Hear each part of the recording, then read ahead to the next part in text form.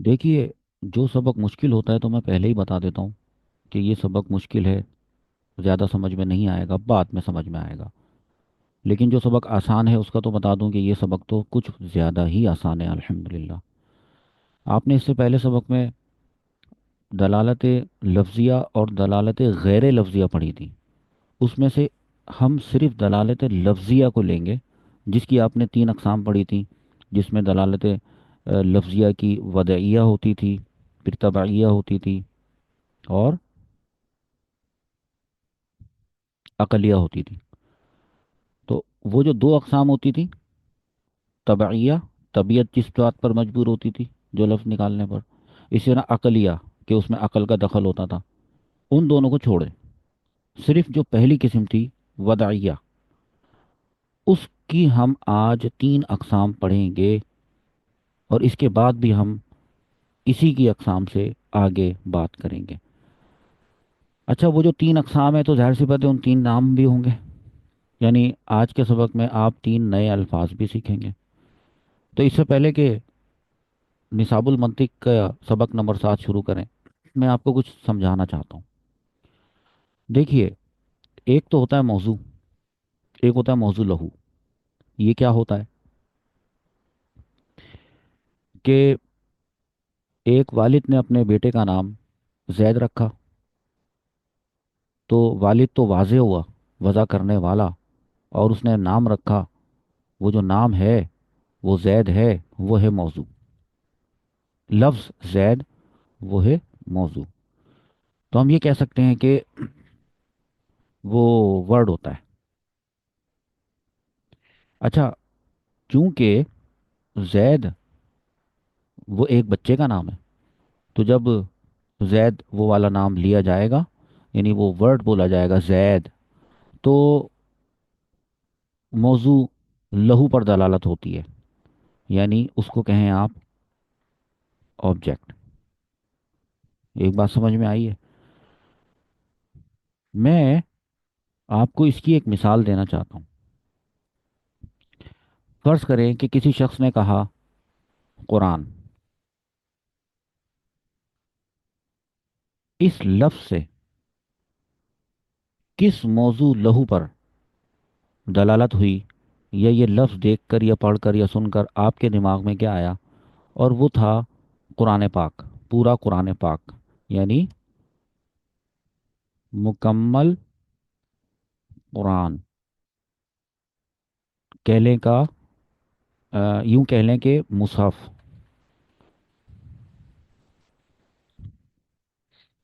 ٹھیک ہے؟ قرآن کہا تو اس سے مراد ہے پورا قرآن، یہ ذہن میں رکھیے گا۔ اچھا، کبھی کبھی ایسا ہوا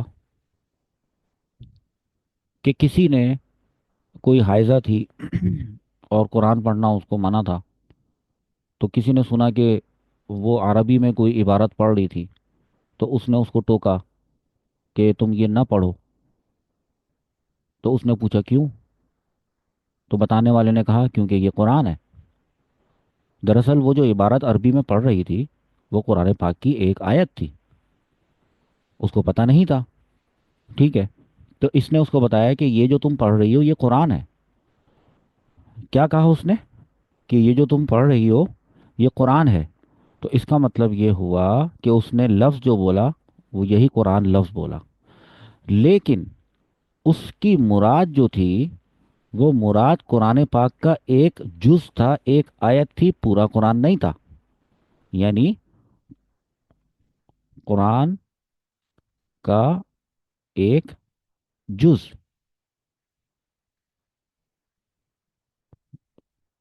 یا یوں کہہ لیں آیت۔ دو باتیں ذہن میں آئی ہیں۔ کبھی ایک لفظ بول کر اس کا پورا مکمل مراد لیا جاتا ہے، ٹھیک ہے؟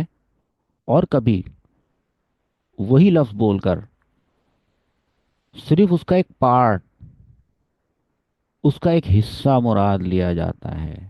یہ بات سمجھ میں آئی؟ تو اب دیکھیے کہ قرآن کی اس لفظ کی دلالت پورے قرآن پر ہو رہی ہے، لیکن یہاں پر قرآن کی دلالت پورے قرآن پر نہیں ہو رہی ہے، قرآن کے ایک حصے پر ہو رہی ہے، اور وہ کوئی سی بھی آیت تھی، دلالت ہو رہی ہے۔ پہلی بات، لفظ کے ذریعے ہو رہی ہے، تو ہم اس کو کیا کہہ سکتے ہیں کہ یہ ایک دلالت لفظیہ ہے۔ تھوڑا چھوٹا کرتا ہوں اس کو، کیونکہ قرآن لفظ ہے نا، جو کسی آبجیکٹ کی طرف دلالت کر رہا ہے، ٹھیک ہے، تو لفظیہ تو ہے۔ اچھا، یہ جو قرآن پاک کے جو مختلف نام ہیں، ان میں سے ایک نام قرآن ہے، یہ وضع کیا گیا لفظ ہے، تو یہ والی دلالت کیا کہلائے گی؟ وضعیہ، یہ دلالت وضعیہ ہے۔ یہ تو آپ پڑھ چکے تھے پہلے، اس میں لفظ آیا تھا کراچی، تو اس کی دلالت کراچی سٹی پر، ایسا آپ پڑھ چکے تھے۔ اچھا، ایسا دیکھا جائے تو یہ بھی جو دلالت ہو رہی ہے، یہ بھی ایک لفظ کے ذریعے ہو رہی ہے، اور یہ لفظ بھی وضع کیا گیا ہے، تو ہم اس کو دلالت لفظیہ وضعیہ کہہ سکتے ہیں نا، اس کو بھی۔ دونوں ہیں، دونوں میں فرق کیا ہے؟ ایک میں لفظ بول کر اس کے پورے وجود پر دلالت ہو رہی، اور دوسرے میں وہی لفظ بول کر اس کے کسی ایک پارٹ پہ دلالت ہو رہی ہے، ایک جز پہ دلالت ہو رہی ہے۔ تو جہاں پر پورے پر دلالت ہو رہی ہو، ایسی والی دلالت لفظیہ وضعیہ کو کیا کہتے ہیں، یہ بتانا مقصد ہے۔ اس کو کہتے ہیں مطابقیہ۔ یہ نیا لفظ ہے جو آپ نے سیکھا ہے، یہ ایک لفظ سیکھ لیا۔ اچھا، جہاں پر پورے پر دلالت نہ ہو رہی ہو، بلکہ صرف اس کے کسی ایک حصے پر دلالت ہو رہی ہو، تو اس کو کہتے ہیں تضمنیہ۔ ایک اور لفظ سیکھ لیا۔ اچھا، اب جناب علی، ایک دلالت آپ کو میں آپ اور بتاتا ہوں، وہ بھی دلالت لفظیہ ہوگی اور وضعیہ ہوگی، لیکن وہ ہوگی التزامی یا التزامیہ۔ یعنی یہ ایک ایسی دلالت ہے کہ وہ لفظ بول کر خود بخود لازم ہے کہ موضوع لہو کے خارج پر لازمی طور پر دلالت ہو جائے۔ یہ میں نے کیا کہا، یہ سمجھ میں اس وقت آئے گا جب میں یہاں پر ایک مثال دوں گا۔ مثال کے طور پر میں یہاں لکھتا ہوں کسی شخص کا نام حاتم تائی، ظاہر سی بات ہے ان کا نام حاتم تائی وضع کیا گیا تھا، تو یہ لفظ، یہ موضوع ہے، ٹھیک ہے، دلالت لفظیہ تو ہو رہی ہے اور وضعیہ بھی ہے۔ التزامیہ اس کو کیوں کہہ رہے ہیں؟ اس لیے کہ حاتم تائی، یہ جو لفظ ہے، اس کی دلالت اس کی سخاوت پر ہوتی ہے، سخی تھے نا وہ بہت، تو سخاوت پر دلالت ہوتی ہے۔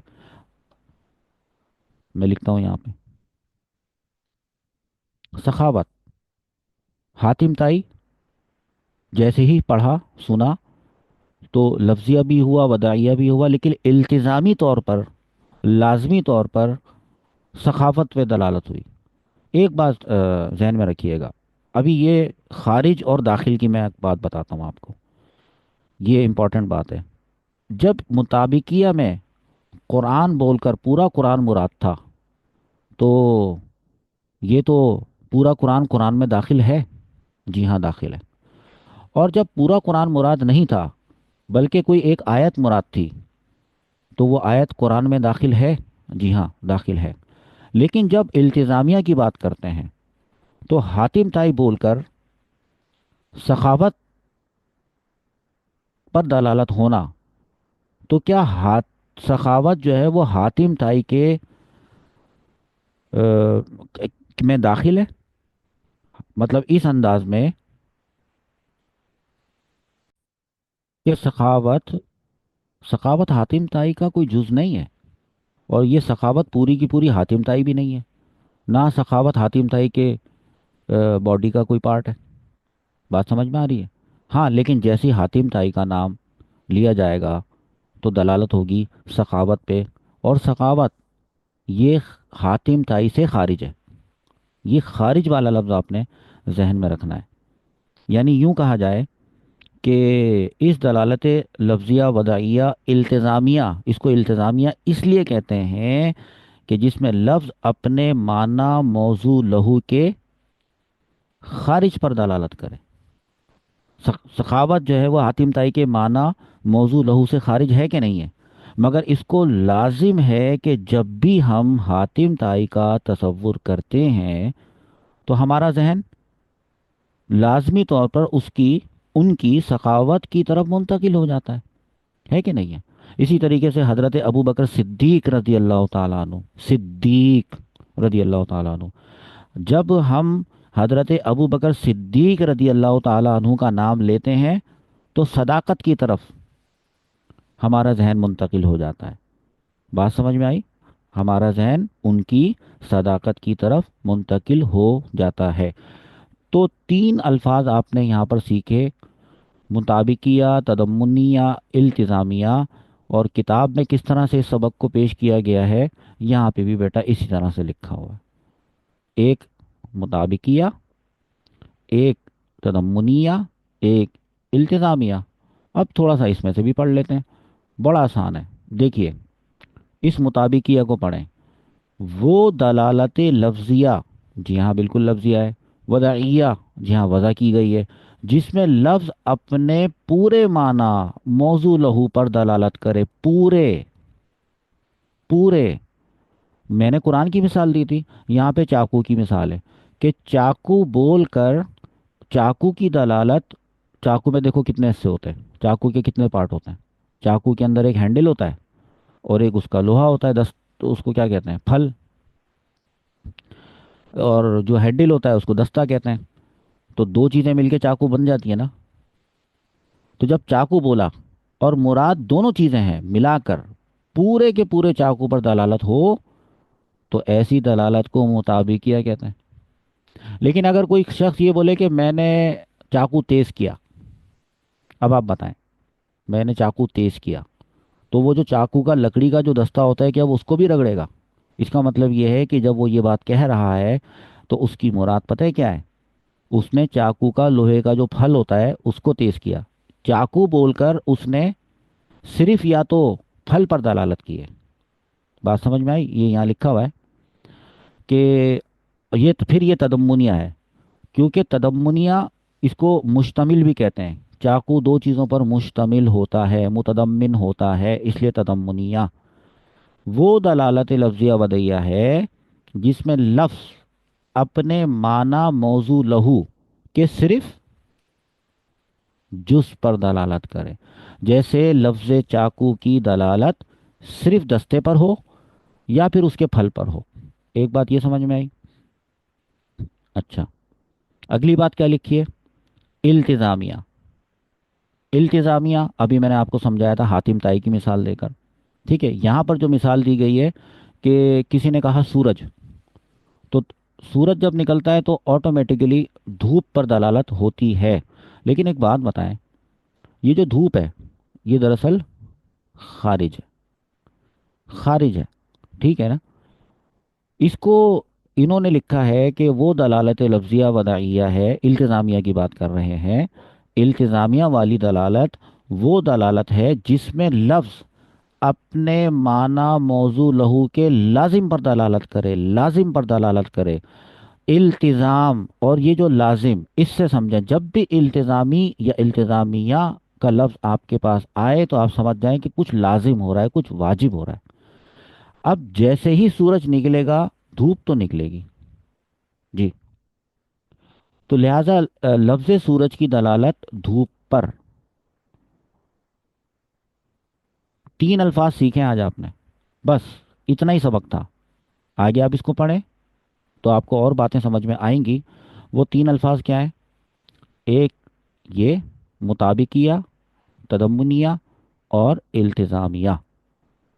بس اب اس کے بعد ہم جو ہے نا، اب دیکھیں ہم یہاں تک آ چکے ہیں کہ ہم نے اپنے آپ کو غیر لفظیہ سے جان چھڑا لی، لفظیہ تک محدود کر لیا.